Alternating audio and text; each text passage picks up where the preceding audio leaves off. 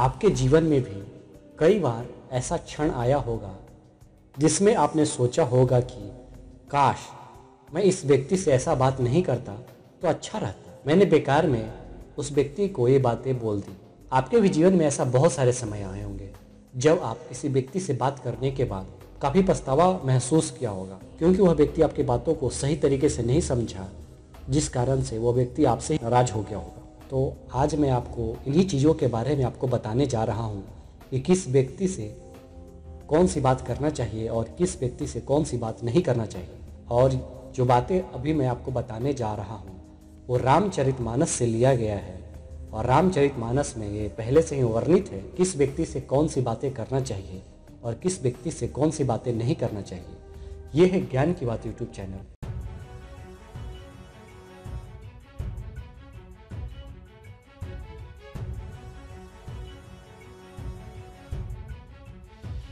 जैसा कि आप जानते हैं कि हर व्यक्ति का स्वभाव और सोचने का तरीका अलग अलग होता है, तो ऐसे में अगर आप व्यवहार कुशल होना चाहते हैं तो आपको पता होना चाहिए कि आपको कौन से व्यक्ति से कौन सी बात करनी चाहिए और कौन सी बात नहीं करनी चाहिए। रामचरितमानस में बताया गया है कि अगर कोई व्यक्ति मूर्ख हो यानी जड़ बुद्धि वाला हो तो उस व्यक्ति से प्रार्थना नहीं करना चाहिए, क्योंकि अगर कोई व्यक्ति मूर्ख है, अगर उससे आप प्रार्थना करते हैं तो वो आपकी प्रार्थना को नहीं सुनेगा।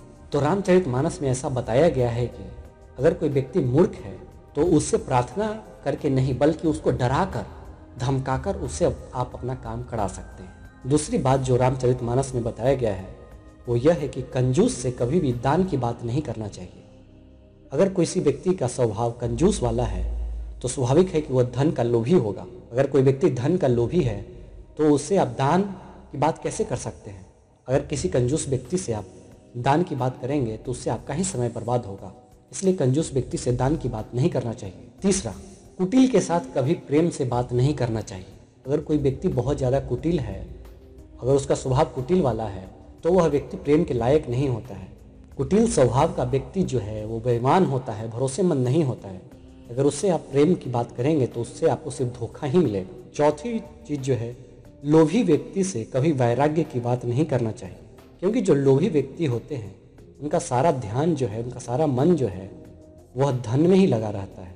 तो ऐसे लोगों से वैराग्य की बात करना सिर्फ मूर्खता ही है, क्योंकि लोभी व्यक्ति हमेशा धन के बारे में ही सोचते रहता है।